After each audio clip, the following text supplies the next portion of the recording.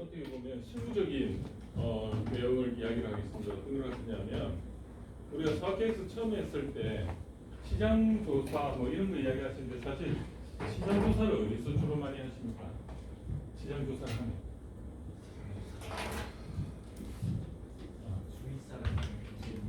주위 사람들. 그래도 그게 좀 주위 사람들 봐도 둘 확실히 있잖아요. 그래서 저는 이제 시장 조사를 한다는 의미는 정말 그 분야에 안목은 좀 있어요. 없는 상태에서 그냥 막연하게 시장 조사를 한다는 거는 정말 그거는 그냥 어떤 거냐면 그냥 노력이나 이런 어떤 걸 전혀 투자를 안 하고 그냥 거저 먹으려고 하는 그런 느낌인 거예요. 그래서 최소한 그 분야에 전문성은 있다. 그래서 그 전문성이 뭐라고 하죠?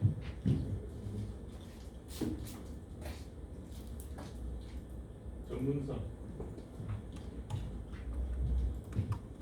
여기서부터 오늘 쓸게 많을 수도 있어서 이 전문성. 이 전문성이 있다는 말은 그 분야에 대해서 해당 분야에 대해서 뭐죠? 뭐가 있다고 봐야 돼요? 경쟁자가 누구고? 경쟁자가 첫 번째로 누군지를 알아요. 경쟁자라고 하면 우리는 뭐 조금 나쁘게 볼 수 있는데 그게 아니고 말 그대로 이 시장에서 주도적으로 시장을 리딩하는 어떤 회사가 될 수도 있고 제품이 될 수도 있고 이런 게 있는데 이 A, B, C, D가 보통 확률적으로 보면 70%에서 80%의 시장을 가지고 있어요. 이게 왜 그러냐면 보통 이제 우리나라 같은 경우도 뭐 제품 공산품 같은 게 대체로 이렇거든요. 프랜차이즈도 마찬가지고 그 1, 2, 3, 4등이 거의 독식하는 식으로 하다 보니까 이 A, B, C, D의 사정만 알면은 어떻습니까? 그 시장을 알 수가 있어요. 그럼 이 A, B, C, D의 그 시장을 알아내는 방법이 뭐가 있습니까? 주식시장 들어가가지고 그 회사가 상장이나 아니면 그렇게 상장이 돼 있다면 그 정보 공개가 돼 있지 않습니까? 정보 공개. 이렇게 간접적으로 알 수도 있고요. 첫 번째. 두 번째가 뭘까요?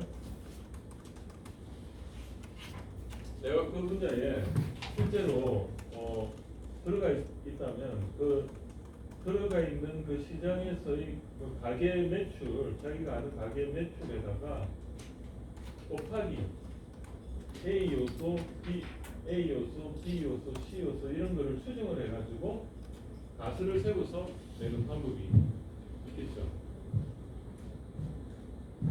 또 어떤 방법이 있을까요? 세 번째는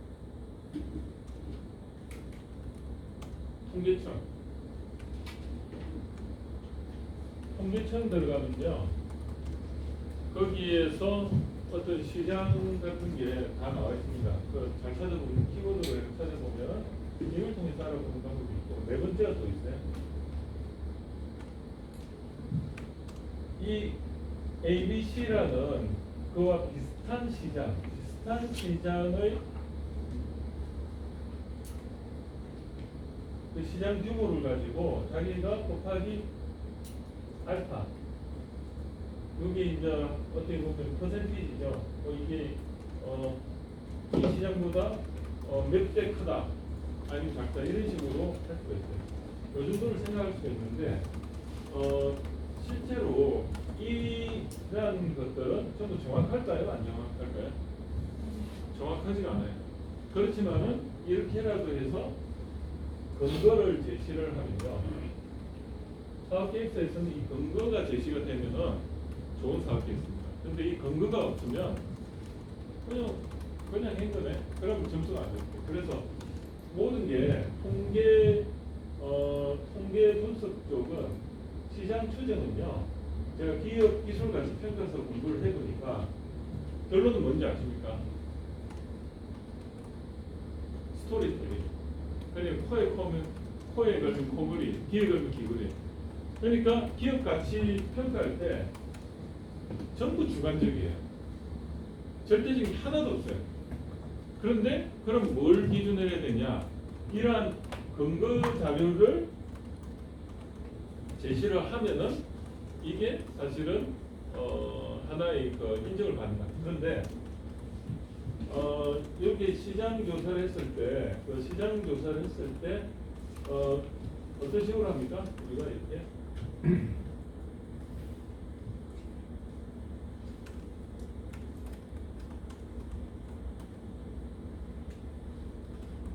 만약에 현재 여기가 2019년이다.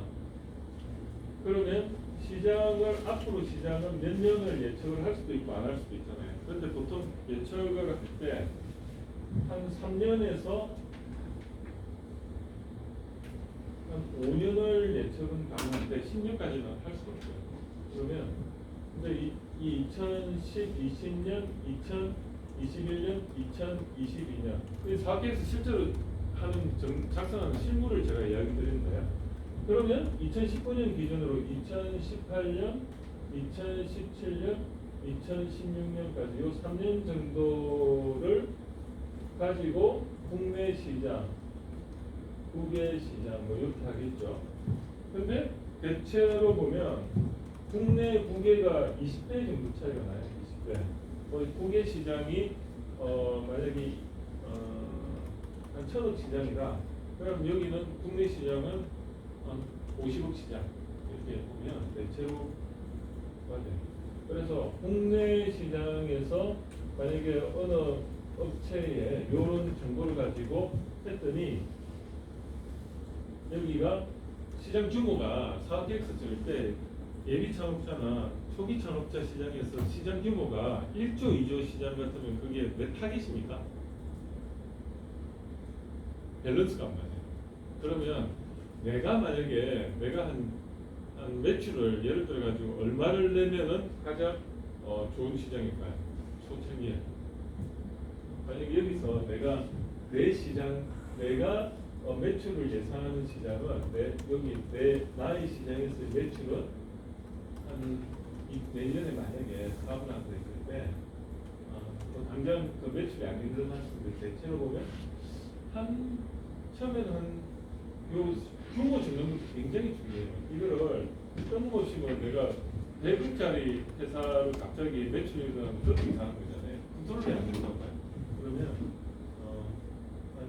첫해 시장은 많아봤자 3억? 이 정도. 이걸 한번 생각해 보자고 했는데 눈높이를 제가 만들어 드리고 싶어 그런 거예요. 사업 계획할 때. 그 다음에 한 5억? 한 7억이나 10억? 요 정도로 예상했을 때 국내 시장이 역으로 몇 정도 된다고 보니까요. 내가 이게 몇 퍼센트, 전체에서 몇 퍼센트를 시장을 마켓 세어링에 가져가겠다. 예를 들어 이게 지금 3%다. 그럼 이게 100억 시장이죠. 요거는 이 시장이 한 100, 이게 한 5%, 시장이 한 그냥 당장은 정체가 돼 있다면 한 100억 정도 시장 규모가 제일 그래도 좀 리저너블하다. 그러면 역으로 요 뒤쪽으로 가면은 요 시장을 한번 이렇게 내가 3억 정도가 될 수 있는 시장 타깃을 보니까 어떤 A 제품에 대해서 내가 새로운 시장을 타깃을 해가 본 시장을 보니까 여기서 예전에 여기에 한 40억 시장이었고 여기 이제 한 예를 들어 한 4억 시장이고 여기 한 8억 시장이었다. 그럼 이 성장 추이가 어떻습니까? 한 10% 굉장히 큰 시장인데 이 성장 추이가 선수 평균을 하면 예를 들어 가지고 한 10% 정도의 고성장 시장이다. 그러면 내가 이걸 다시 하면 한 52억 정도 되고, 근데 이제 역으로 한번 따져보면은 여기 가면은 요 평균으로 가면 여기가 한 60억 정도 되면 맞을 것 같고 대충. 그럼 요걸 한 70억 정도 생각하면 되고, 이게 85 이렇게 이제 조정을 해가지고 이 시장을 이렇게 해서 그럼 이걸 어떻게 해서 이렇게 나왔냐? 이 과거의 이 성장률을 가지고 이 앞으로 이 시장을 그냥 그 공미로 계산을 쭉 하면 이거 나오잖아요. 이런 식으로 나의 시장을 추이를 만드는 거예요. 근데 이게 조금 더 리저너블하게 가려면 그러니까 이제 내가 여기서 이제 그래 되면 이게 63 나누기 60은 어느 정도 되죠? 이게 한 시장 마켓 쉐어가 한 5% 정도 될 거고 되죠. 뭐 여기서도 한요 정도면 8%될 거고 여기 하면 그러네. 어쨌든 이거 한 12, 3% 될 거예요. 요 정도 눈높이가 사실은 사업 계획서에 딱 좋은 어떤 그거 같아요. 그 다음에 국외 시장은 어떻게 해요? 내가 국외 시장을 시장 조사는 안 된다. 그럼 보통 20대다 하면은 여기 한 800억 시장 될 거고 이런 식으로 여기 곱하기 여기 다 채워놔요. 아시겠죠? 그리고 근거 자료를 여기 밑에다 산출 레이아웃 해가지고 내가 요즘에 난 어떻게 여기서 내가 시장을 보니까 이 시장은 어떤 식으로 도출을 했고 그래서 이 평균은 성장성 10%고 그래서 나머지는 그 관점에서 했고 국내 시장 대비 국외 시장이 20배의 시장 규모를 적용했을 때 요걸 이렇게 했다. 그렇게 해가 이렇게 하면 이게 시장 조사 한 거예요. 그리고 기업 기술 가치 평가 쪽에서 시장 조사를 할 때는 어떤 식으로 하냐면 키프리스 아시죠? 들어보셨어요? 키프리스 그 네이버에 들어가면 그 키프리스 치고있어요. 그러면 특허 검색이 특허청에서 운영하는 특허 검색 사이트인데 이게 특허 검색하는 게 이게 세계적입니다. 우리나라가 굉장히 잘 돼 있어요. 그래서 이게 원래는 이제 예전부터 이제 배우 정보 통신, 배우 정보에서 이런 걸 구축을 해서 그 멤버들이 나와서 뭐 만들고 그리고 뭐 이렇게 하다가 이렇게 저렇게 하다가 이 특허청에 이제 내가 여기까지 왔는데 이 특허 검색을 하면 국내 국외 다 검색이 돼요. 그러면 이제 특허에 관해서 이거를 그 특허 추이를 또 이렇게 보면 예를 들어 가지고 지금 2019년 기준으로 2018년, 17년, 16년, 15년 해가지고 특허 검색 숫자가 뭐 여기 5건, 10건, 18건, 50건, 그 다음에 80, 갑자기 60건, 그 다음에 이제 거의 이제 앞으로 이제 추이는 모르지만 이렇게 나와요. 그럼 이게 추정 곡선을 봤을 때 이게 과연 언제까지 이게 성장을 할 거냐? 어떤 건 특허 검색을 했더니 이렇게 언더로 내려갈 거예요. 그래서 이 특허 검색을 통해서도 이것도 추정이에요. 어디까지. 그래서 이게 성장한다면 우리가 기술 트렌드 기업 그 중소기업청에 가면 중소기업 기술 로드맵이라고 키워드 네이버에 치보면 기술 쪽은요 분야별로 로봇부터 뭐 바이오, 하하 뭐 해가지고 이렇게 첨단적으로 해가지고 앞으로 3년 내에 어떻게 될 건가에 대해서 과거의 추세를 가지고 기술 예측을 한 로드맵이 있어요. 그래서 거기 보면 이런 특허 검색 키워드 추이나 이렇게 다 있어요. 그런 것들이 요 자료 때 굉장히 고급 자료예요.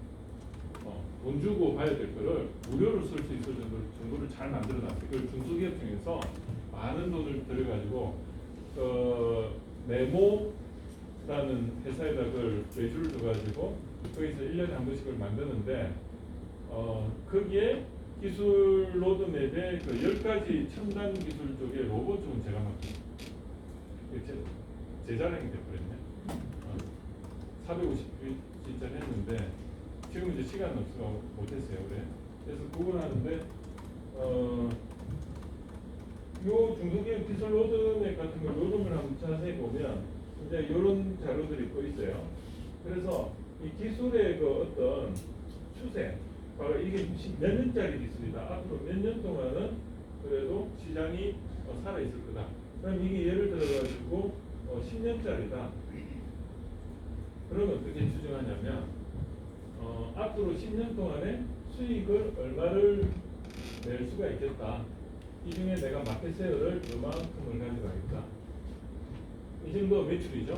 그럼 내가 여기서 비용은 내가 어느 정도가 될 거다. 여기 고정비하고 고정비 플러스 변동비가 들어갈 텐데 이 고정비가 뭐죠?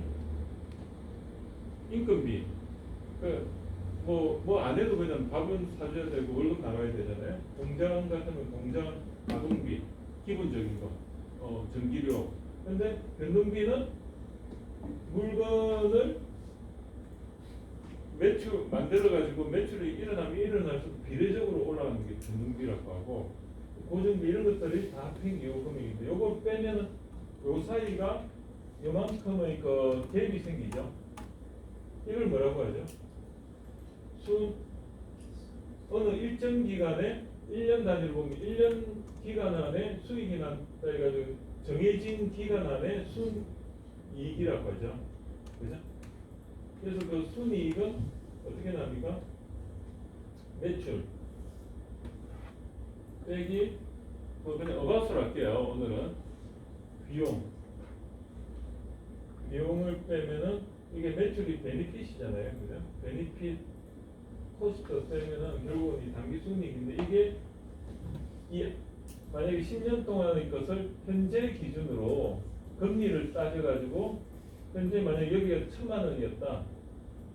1년 후에 1,000만 원을 번다. 근데 금리가 2%다. 그러면 1,000만 원이 현재 금리로 하면 얼마죠? X가 현재 금리인데 그거에다가 플러스 X 곱하기 현재 금리 R을 했을 때 1,000만 원이었어요. 1,000만 원이었어요. 그러면 X에다가 1 플러스 R은 1,000만 원이고 그죠? 그러면 이 원금은 어떻게 되죠? X는 1 플러스 R에 1,000만 원이죠. 그러니까 요게 0 만약 금리가 0.02다. 그러면 1,000만 원 나누기 1.02 하면은 그게 현재 요금액인데 만약에 2년 후에 금액이 1,000만 원이다. 그럼 어떻게 되죠? 2년 후에 금액이 그럼 이래 되죠. 1에다가 1 플러스 R이 1년 차고 여기다가 1 플러스 R을 한 번 더 한 게 결국은 이게 1,000만 원이라는 뜻이죠. 그러면 X는 1 플러스 R의 제곱분의 1,000만 원입니다. 맞습니까? 그죠? 그럼 2년 후에 금액이 1,000만 원이란 말은 현재 금액으로 하면 여기 2년 요금만 들어가면 되죠. 3년 후는 어떻게 돼요? X는 1 플러스 R의 3년 후에 이게 1,000만 원이 요 현재 금액이죠. 이거예요. 그래서 기업 가치 평가는 별거 없어요. 현재 프레젠트 NP 밸류 현재 가치의 합계거든. 그러면 어떻게 돼요? 1년 후에 금액이 1,000만 원이라는 것을 현재 금액으로 환산한 건 1 플러스 금리에다가 A가 현재 1년 차고, 그죠? 1년 후에 금액의 현재 금리 그리고 미래 가치, 그죠? 미래 수익, 단기 순이익이죠. 단기 미래 순이익 1년 후에. 그리고 2년 후에는 어떻게 돼요? 1 플러스 R에 여기다가 2에다가 A죠. 근데 2년 후에도 그냥 전부 매년 그냥 1,000만 원 들어온다고 뭐 그렇게 했을 때, 그러면 이렇게 한 10년이면 1 플러스 R에 10년에 A죠. 그래서 매년 요 수익이 난다면 이걸 전부 다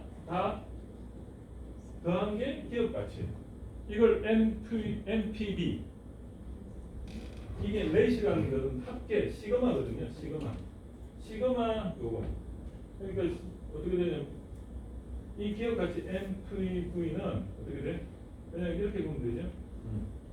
NPV는 시그마 연도가 1에서 N년도까지 1 플러스 금리의 I의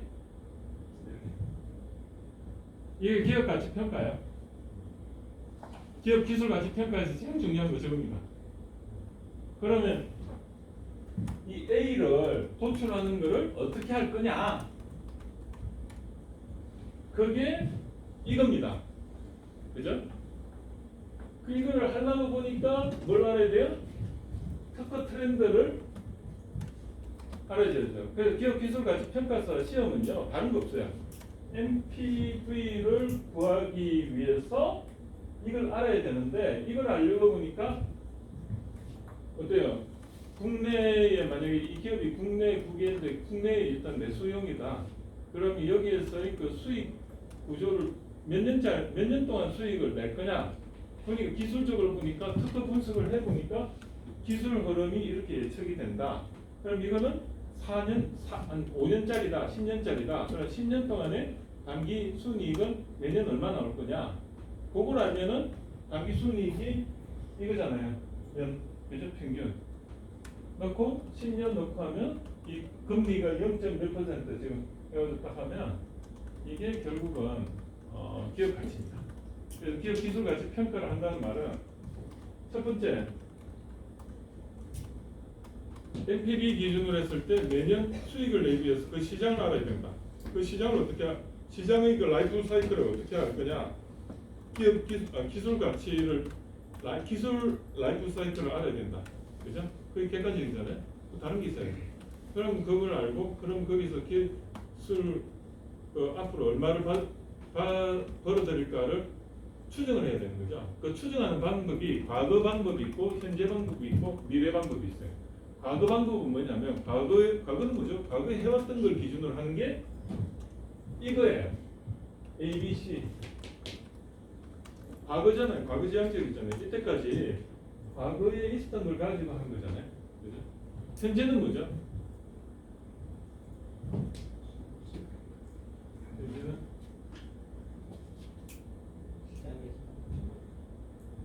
저도 기억이 안 나요. 죄송합니다. 미래는 뭐죠? 순수하게 이건 추정. 그래서 과거적인 방법을 많이 쓰죠. 왜냐면 과거에 그렇게 해왔었으니까. 이게 핵심이에요.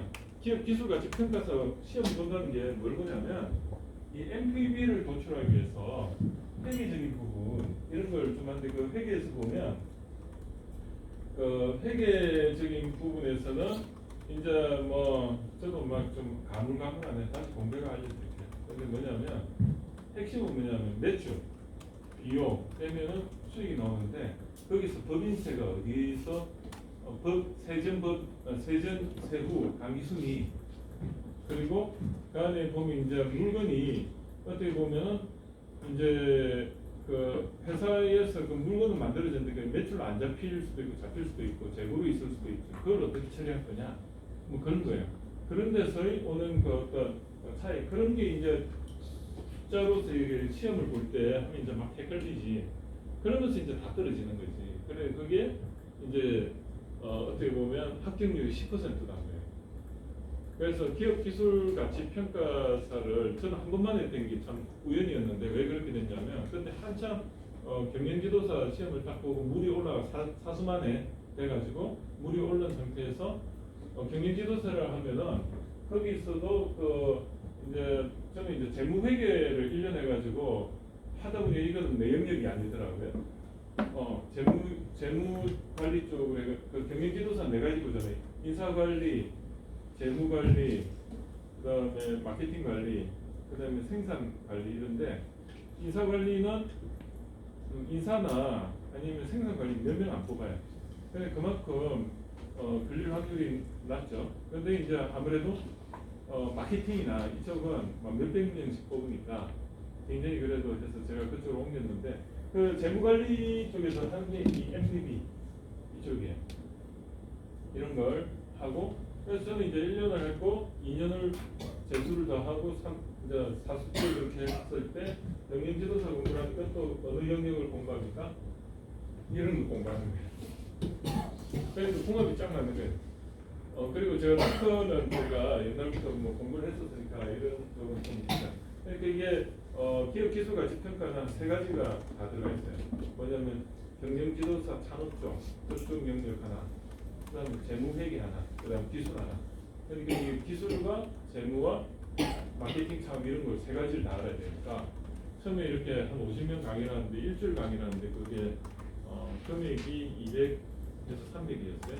그런데 처음에 이제 거기 오신 분들 중에는 뭐 학교 관계자 교직원도 많았어요. 그런 분들은 좀 지원을 받아보니까 참 젊은 친구들 여기 가가지고 예쁘장한 분들도 앉아있고 막 이러는데 한 3일 되니까 이건 내 분야가 아닌가비요 하고 반이 없어져요. 그다음에 이제 한 20명 정도 이렇게 하다가 끝까지 가가지고 시험 보니까 한 서너 명 보는 것 같아요.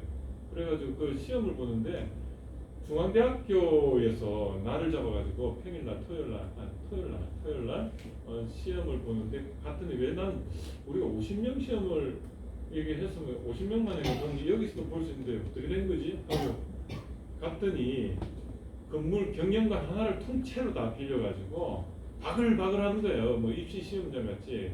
그걸 갔더니 보니까 전부 그 재수하신 분들.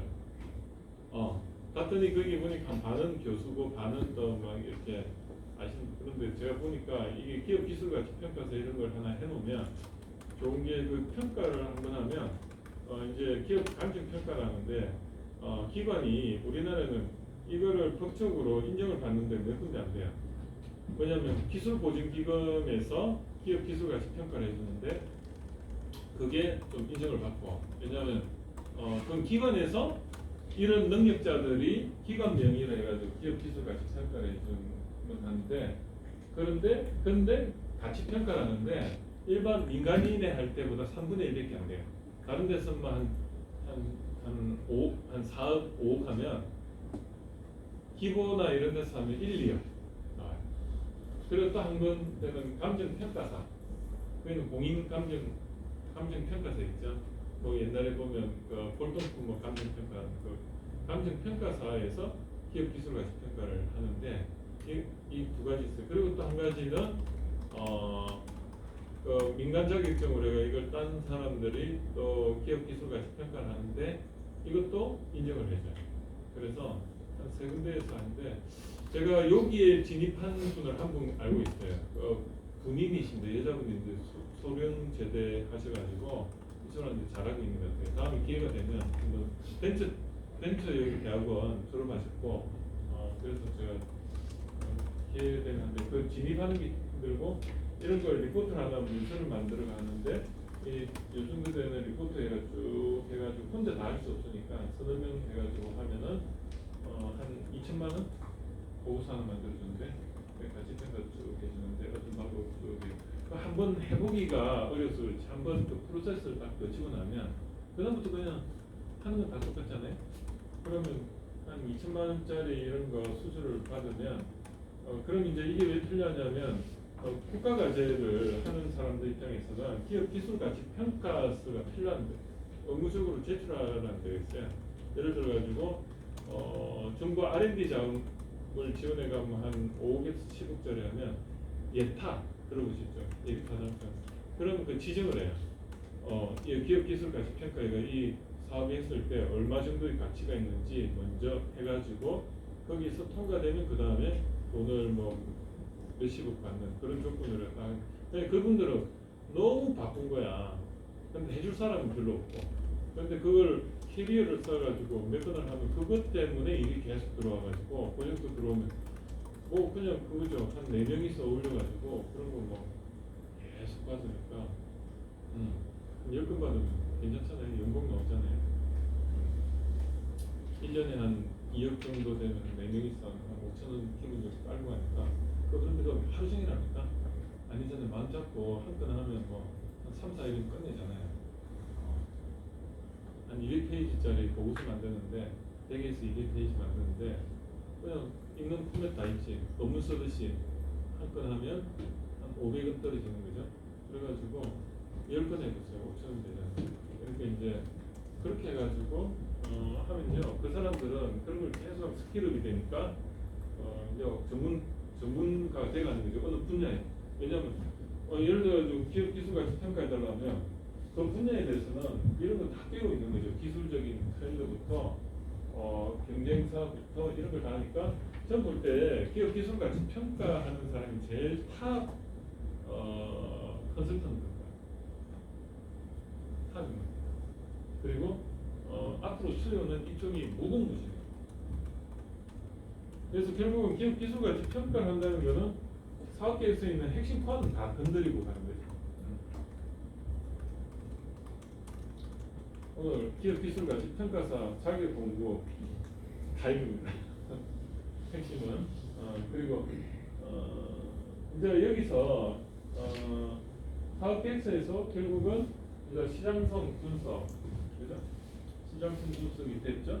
그 다음에 기술성 분석도 했어요. 그러면 수익성 분석이 있고 NPV도 다 나왔어요. 이게 사업 타당성 분석입니다. 그래서 이거를 그 정부가 정부 지원 사업 한다면 정부 지원 사업에 맞도록 요거를 카피 앤 테스트 해가지고 어떻게 적절하게 이렇게 하는 거예요. 그래서 사업 계획서를 보면 물었던 거 뒤에서 또 묻고 계속 물어요. 그 왜 그런 현상이 나타날 것 같아요? 사업 계획서 주관하는 사람이 안목이 없는 거야. 이런 컨셉이 없으니까 여기서 물었던 거 말만 바꿔가 여기서 하고 왜 그래 되냐면 좋은 사업 계획서 짜집기 해가지고 했는데 그 사람이 전문가는 아니잖아요. 그러니까 이게 그 컨셉이 이 사람도 뭔가 맥락을 잡고 해야 되는데 느낌으로 막 이렇게 해놓으니까 사업 계획서를 보면 굉장히 했던 말을 또 하고 어떤 레이어와 그 솔팅이 안 돼 있다. 그러니까 어떤 격에 맞게 이 부분에서 초기 도입기에는 격에 맞게 이렇게 가고 뒤쪽에는 디테일하게 가면서 또 솔팅이 돼가 이렇게 물어봐야 되는데 뒤에 게 앞에 묻고 앞에 뒤에 물으니까 사업계획서 작성하는 사람도 고민스럽고 자기 사업계획서 하는데 왜 이런 것까지 물어보지 막 이런 어떤 고민이 되는 거죠. 없는 거 그렇다고 사업계획서 이제 어디 가서 그 사업계획서 잘 쓰기 뭐 하루 만에 끝내기 이런 특강 강사들만 하고 나면 무조건 빈칸 없이 다 채워가지고 정성을 보여줘라 막 이러니까 이제 있는 거 없는 거 다 쓰고 할 말 안 하는 걸 다 쓰니까 나중에 사업계획서가 엉망이 돼가지고 나중에 선정되고도 그거 쓸데없는 거 하고 있는. 그 왜 그러냐면 안목이 없어서. 5분만 쉬었다 할까요? 네. 어렵습니까? 서정이 어려운. 재밌죠? 네. 네. 교수님 그 픽처 밸류랑 네. 프레젠트 밸류를 그 할 때 벤치마크는 금리밖에 없는 거예요? 그것도 저 이제 좀 더 디테일하게 들어가면 그